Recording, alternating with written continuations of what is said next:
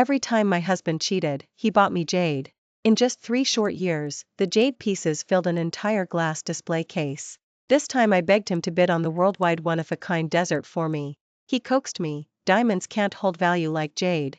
Then his junior showed up wearing the desert just to taunt me. Xavier said diamonds suit a fresh young girl like me. An old woman like you might as well stick to dowdy jade.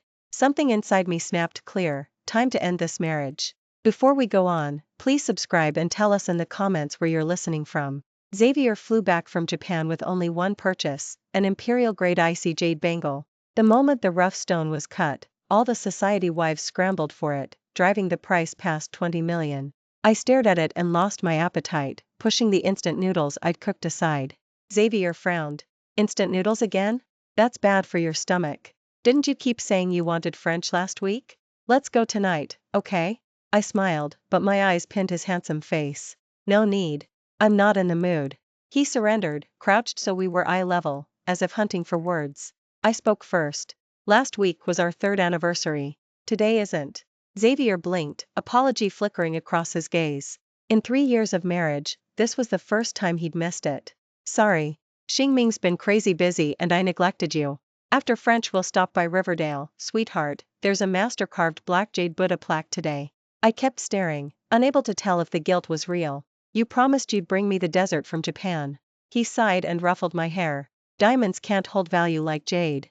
The moment the words left his lips, his phone rang. He angled away. I couldn't see the caller, but I caught the reluctant flash in his eye.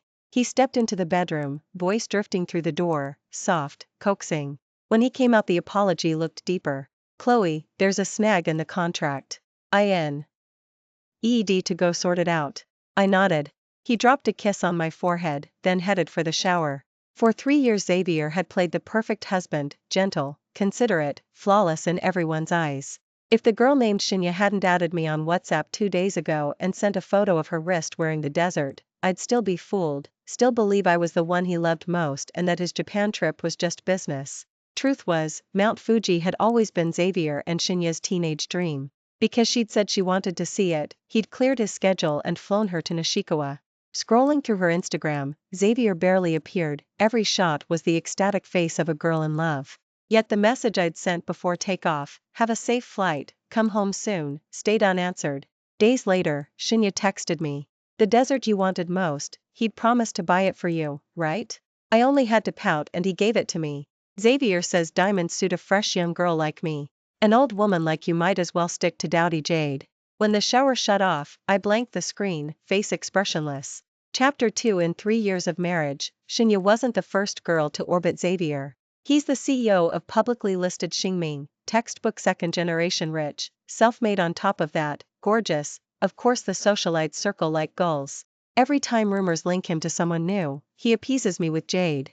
Chloe, I never crossed the line with any of them, he says. But I hurt you, and an apology needs a gesture. Since jade is what you love most, I'll make sure you feel safe. So, year 1, I got a dedicated jewelry box for jade. Year 2, the box upgraded to a small glass display case. Year 3, the case was almost full. I counted, bracelets, rings, pendants, over 30 pieces. He's always generous, even the cheapest honey-colored jadeite necklace cost more than $1 million. Jade is his shorthand for sorry. Turns out, in 3 years, Xavier has upset me that man. Why times? I spaced out, still counting in my head, when my phone buzzed. My cousin had sent a clip. In the video Xavier stands outside a Meridian gate in the gray coat I'd picked for him. Soon the lobby door bursts open and a girl in fluffy slippers dashes out, a joyful sparrow diving into his waiting arms, Shinya. She tilts her face up, they both break into laughter. Xavier hands her a boutique bag, the pendant's ready, try it on. Shinya beams, I'll wear it to the gala tomorrow. He ruffles her hair. Just be careful. Bai Qiao really loves that piece of jade. Panic claws at me, I've ordered so many pendants lately, who knows which one he sneaked to her. Xavier, this chain is so loose, your wife's neck must be huge, Shinya teases. His face darkens, he shoots her a disapproving look. Shinya. She pouts, then coquettishly concedes, okay, I won't badmouth her next time. The clip ends. My cousin texts, sorry I didn't get more, just pretended to walk past, didn't want them suspicious. I reply with an emoji and try to stand for coffee to steady myself, but I can't even rise. These years, Shinya is the first girl who's marched straight into my face to provoke me. And she has the leverage. She was Xavier's college junior, poor but dazzling scholarship girl meets spoiled heir, straight out of a drama. The Sterling elders opposed it. When Xavier fought his mother over her, Vivian packed Shinya off to Europe. Xavier brooded for ages, until he met me. I used to think love simply ran shallow in his veins, so I didn't mind him substituting devotion with gifts. Watching him with Shinya, I finally see, no one is born cold, the flame just never landed on me. Chapter 3. When Xavier came home, he swayed slightly, rare for him to be that drunk. Almost without thinking, I lifted his phone. Shinya had cooed, "Xavier, sorry I got you tipsy. I don't want you doing intimate things with her tonight." He'd answered indifferently, "She's not like you, she doesn't indulge. Be good, SLE. EP early. I'll pick you up for tomorrow's Star Gala." Tears slipped down my cheeks. 2 weeks ago Xavier told me the gala was cancelled. Another lie. The next evening I showed up at the Grand in my custom gown. The host is a friend of Xavier's, the guest list is their usual circle. I know few people, so I hide in a corner, sipping champagne. Xavier arrives late, Shinya on his arm. She looks innocent in white satin, the lavish jadeite pendant around her neck turning every head in the ballroom. I stride over and slap her without hesitation. Shinya's face snaps sideways. When she lifted her head again she was covering her face, gazing up at Xavier with huge, pitiful eyes. My own eyes stung red as I stared at him. "You've already stolen my place, and now you want to steal my necklace too? There are dozens of necklaces in that case, why did you have to give her this one? The jade on this pendant is the only thing Grandma left me. I treasured it so much I couldn't bear to have it set. It was my bestie who finally convinced me, wear it for the big occasions," she said, "so Grandma can still stand beside you." I paid a master carver a fortune to finish it. And before I could wear it once, Clara already has it around her neck.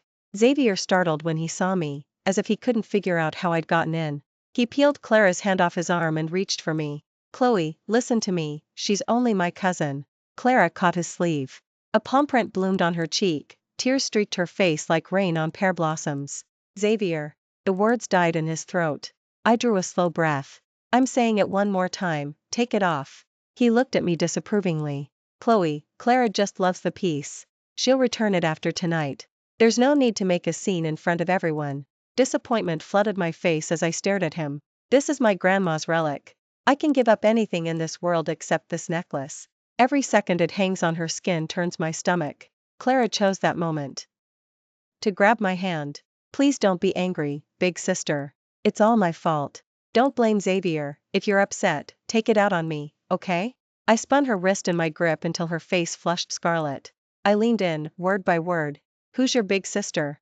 "I don't have a sister, especially not one shameless enough to volunteer as the second wife." I put every ounce of strength into my fingers. When I let go, her pale skin flamed red and swollen. Clara stumbled back 2 steps and crumpled into Xavier's arms. He gave me a look of pure disappointment. "Chloe, you're a woman too, show some empathy." I laughed, furious. "Funny, I never realized how thick-skinned you are. If you didn't want a public mess, you shouldn't have sneaked off wearing someone else's necklace. And don't show up at a gala on another woman's husband's arm. Mistresses these days flaunt it, then play victim." Clara sobbed until she hiccuped. Xavier's brows snapped together. He unclasped the necklace and slapped it into my palm. "I'll buy you a more expensive one tomorrow." Then he turned to pull Clara away. "Wait, why is there a crack? When the craftsman video called me after setting it, it was flawless. Did you drop it?" The last sentence came out through clenched teeth. Xavier spotted the fracture first and exploded. "What the hell, Clara? I told you to be careful, how did you still manage to break it?" Clara's crying cut off instantly, she looked like a startled rabbit. She explained in a tiny voice, "It wasn't on purpose. The chain was too long for my neck, it's much slimmer than Chloe's, so I asked a jeweler to shorten it. The setter must have slipped. Anyway, the jade isn't worth that much, and the crack is barely visible. I didn't make him pay, the poor guy has a family to feed." "Sis, Chloe, if you really mind the money, I'll reimburse you myself. Just don't punish the craftsman." Every line sounded apologetic, yet each one roasted me over open flames. She succeeded, she'd pushed me past reason. The jade was cracked. It could never survive another repair. I had lost Grandma's last gift for good. The thought blazed through me. Dignity forgotten, I lunged to claw at Clara. But Xavier yanked her behind him. All that rage had nowhere to go. I swung my arm hard and landed 2 ringing slaps on Xavier's face. I put my whole body into it. The crack of palm on skin hushed the entire ballroom. His cheeks flamed scarlet instantly. He lowered his eyes, thoughts unreadable. Clara, heartbroken, rushed forward to shove me, but Xavier caught her with one arm. She could only scream. Chloe, who gave you the right to hit Xavier? Who do you think you are? It's just a stupid necklace. Why make a spectacle and humiliate him? Name the price of that rock and I'll pay you double. She yanked out her phone. 10 grand? 20? I'll wire it right now. Xavier shoved Clara backward. Enough. Get out of here, Clara. Chapter 4. Clara's grievance deepened. She pouted and whispered, you promised you'd drive me home after the party, Xavier. He didn't look at her, but a flash of pity crossed his face. I'm going home with my wife. Call a cab, it's the same thing. Clara retreated 2 steps, swaying as if a gust could topple her. But Xavier cherishes his reputation. If he left with her tonight, tomorrow the whole upper crust would be laughing. After a tense moment Clara left, sniffling. I was so limp with fury that Xavier had to carry me to the car. The instant we reached Meridian I ransacked drawers until I found the divorce papers and flung them at him. Sign them, Xavier. Go be with whoever you want, just stay away from me. Back when we married, his father had taken me aside. He said a man of Xavier's stature would always have starlets fluttering around, chase one flock away and the next arrives. But he'd raised Xavier, and though businessmen play roles, he'd never cross the final line. Xavier had lived up to that. The flirtation stopped at rumor, and he always cut ties fast, leaving my pride intact. Clara was different. They shared a childhood. Since she came back, his nights grew later. Even the desert I'd set my heart on was hers for the asking. And tonight he'd let her fasten grandma's jade around her throat, my last line in the sand. When I produced the papers, Xavier's face turned storm-dark. Chloe, it's only a piece of jade, does it have to come to this? I've given you plenty over the years. I met his gaze, every word steady. I told you, jade is what grandma left me. I can give you up, but that pendant is non-negotiable. Chapter 5. Grandma loved me more than anyone on earth. Even when her first half-life was nothing but hardship, she never considered selling that stone. She saved it for me. Its value is heritage, not money. Vivian herself, collector of every vintage treasure, heard the story and never dared ask to see it. Yet it dangled from Clara's neck. Xavier rubbed his temples. Chloe, there's nothing between Clara and me. She just went through a divorce, she's lonely in this city, so I've been keeping her company. If it really bothers you, I'll send her away, deal? I said nothing. He crushed the divorce papers into a ball and tossed them in the trash. The next morning I had the copy shop print a fresh set. When I got back I began packing. 3 years in this house, and the more I filled the suitcases, the messier everything became, just like our marriage, a tangle with no loose end in sight. Especially the jade pieces in the glass display case. While I was still debating whether to take them or sell them, Xavier walked in, Clara on his heels. Behind her she was dragging a suitcase. The instant she saw me, Sophia flinched, her eyes reddening in seconds. As if I were some kind of flood or monster. Xavier flung the box containing the jadeite pendant necklace onto the couch. Chloe, you've gone too far. You knew my mother can't stand Sophia, yet you still ran to her and tattled. It's just a lousy chunk of jade, and now mom knows she's back in the count. Try and threw her out of the grand. Are you happy now? I had to admit, that was classic Vivian, swift, decisive, zero tolerance for anyone she disliked. Maybe I ought to take a page from her book. I kept packing my things with cold disdain. The two of you actually think you're worth that much effort? I can't wait for you to sign the divorce papers. Keep playing clueless lovebirds and lock yourselves away, just stop poisoning everyone else. The more I thought, the angrier I grew. I hurled what I was holding to the floor and snarled, and you dare call me mean? You two are the shameless ones. Want to move your mistress in? Fine. But don't pin some crime on me to make yourselves look noble. And Xavier, that jade is a keepsake from my grandma, not some rock. Keep running your mouth and I won't mind slapping you again. Suddenly Sophia burst into sobs. Chloe, please don't fight with Xavier. He only took pity on me. Please, just let me stay a few days. I'll move out the second I find a new place, okay? I folded my arms and laughed. Get out. Now. Sophia bit her lip, gazing up at Xavier like a wounded doe. But you're divorcing her, aren't you? Why is she still meddling in your family business? I looked at her pale face and kept going. So what? Even after we divorce, a mistress is still a mistress, something that can't be shown in public. Chapter 6. Seeing he couldn't out-argue me, Xavier frowned and told the housekeeper to ready the guest room. Chloe, I know you imagine there's something between Sophia and me, but to me she's just a little sister. Try to be generous, okay? Stop being paranoid and petty. He didn't spare me another glance before heading off to Xingming. The second he left, Sophia dropped all pretense. One moment she'd been all tear-streaked innocence, the next she casually wiped her face, rolled her suitcase beside the sofa, and sat down like she owned the place, watching me pack. When I pulled out a big plastic bag for the jade pieces, she turned into a broody hen, arms spread in front of the glass display case. No, you can't take those. Xavier bought them for you. They're too valuable. What makes you think you deserve them after the divorce? I kicked her in the shin, she yelped and hopped in pain. Whatever happens, it's between husband and wife. Who says a mistress gets veto power? If you don't like it, go tattle to Xavier.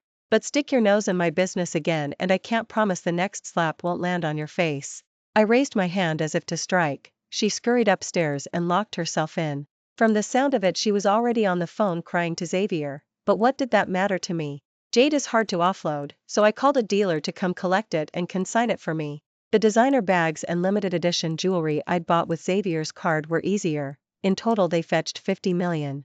Sophia watched from the top of the stairs, green-eyed with envy. When Xavier rushed home, she thought rescue had arrived and clung to his arm, whining, Xavier, she's selling the house bare, those were bought with your money. But he barely glanced at the loot. He stared at my suitcase instead. You're leaving? I spread my hands. Could it be any clearer?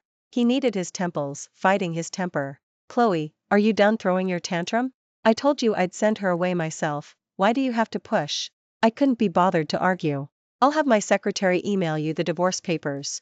Sign them, or we meet in court. Realizing I was serious, his face darkened, his tone softening. Behind him Sophia suddenly gasped. Xavier, it hurts, my stomach. I watched her, expressionless. Tears shimmered in her eyes. My period's a month late. What if I'm pregnant? If I am, Xavier, you'd finally have a child, your first. Aren't you thrilled? Xavier clearly hadn't seen this coming. His hand on my arm slackened. Sophia slid down the doorframe like a porcelain doll about to shatter. Chloe even kicked me just now, WH. And if I'm a scary? She whimpered softly, and Xavier's grip loosened further. I seized the moment, shouldered past him, and strode out with my suitcase. Only after I slid into the car did the tears fall. 3 years of companionship, claiming it didn't hurt would be a lie. But when a relationship is rotten to the core, a quick, sharp pain beats endless agony. Chapter 7 I drove to the little 2-story cottage Grandma and I had shared on the edge of town.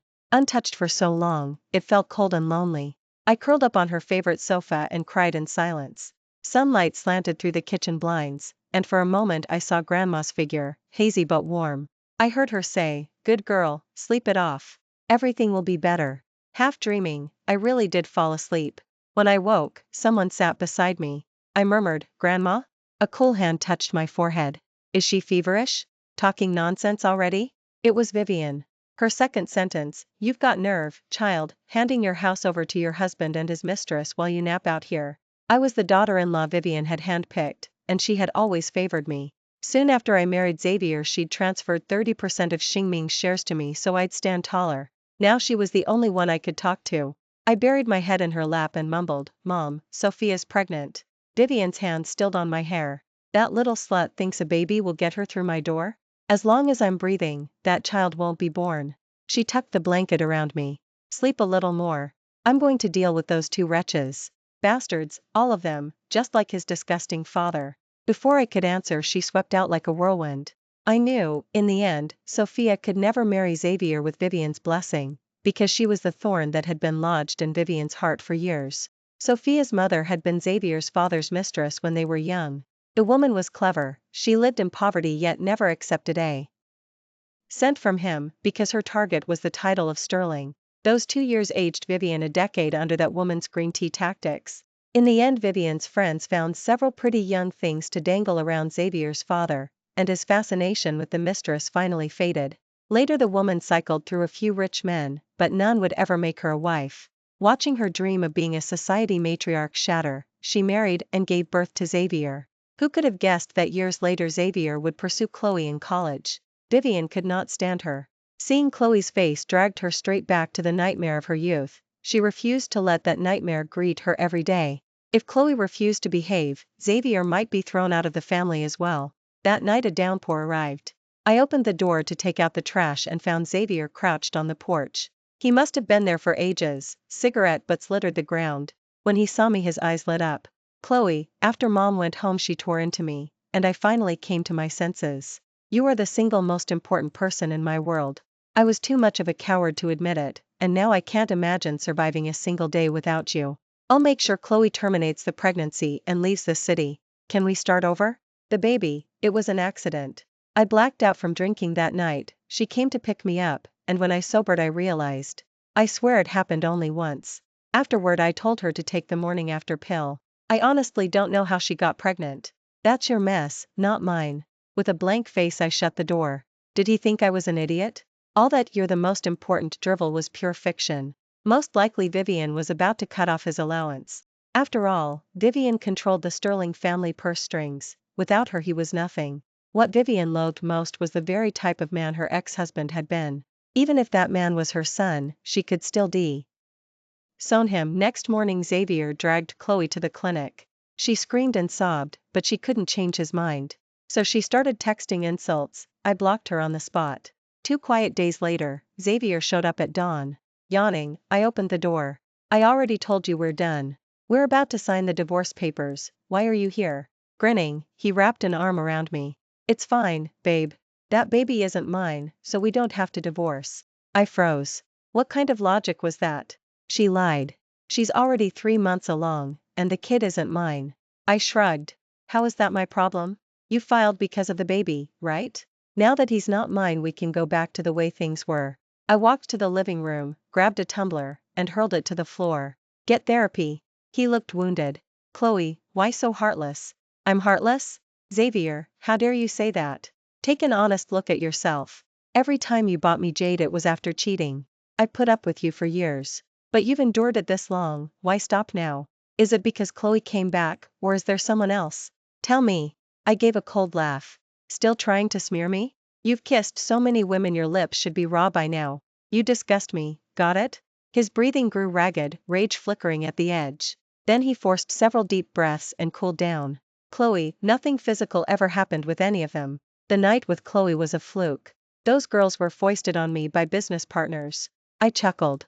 They hand you beauties and you gladly unwrap the gift. If they handed you a cockroach would you take that too? No matter what they offer, the precondition is your willingness. Veins throbbed in his forehead. He stared at me a long moment, then turned and left. Though he still hadn't signed, I didn't care. I owned plenty of shares and had solid proof of his affairs. Even in court I'd win hands down. The only one squirming would be Chloe. Chloe returned to the US with empty pockets. Xavier was her sole lifeline. Watching him beg for forgiveness at my door every other day finally pushed her over the edge. Within a week she stormed the lakeside cottage, swaggering. You're clearly still hung up on Xavier. If you truly wanted a divorce you'd cut every tether and vanish so he could never find you. Staying in this cottage is calculated bait. Your whole divorce act is just a ploy. That day I didn't hold back. I seized her by the hair and slapped her twice, hard. You're the one with tricks to spare. Why should I leave the country because of a piece of garbage? Did you ever read the journal my grandma kept? It lists every woman Xavier ever touched.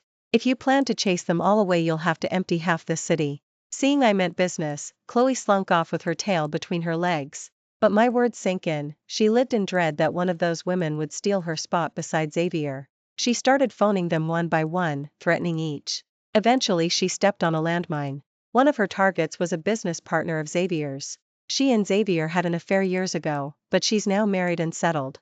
Chloe's stunt embarrassed the woman in front of her husband. Furious, the woman killed her contract with Xingming on the spot.